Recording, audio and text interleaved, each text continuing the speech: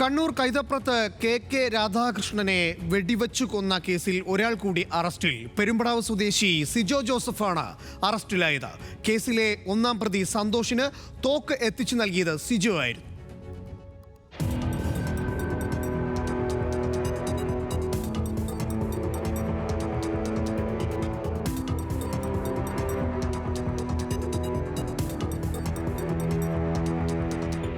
March 20-നാണ് K Radhakrishnan നിർമ്മാണം നടക്കുന്ന വീടിനകത്ത് വെടിയേറ്റ് മരിച്ചത്.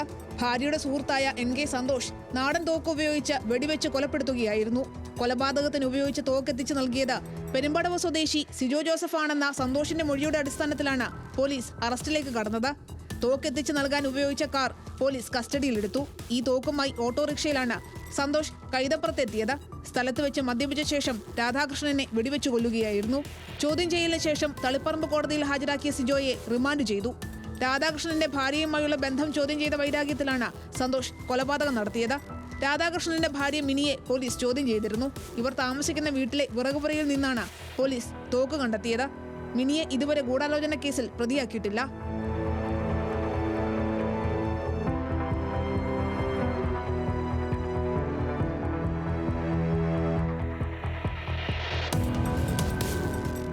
ന്യൂസ് മലയാളം, കണ്ണൂർ.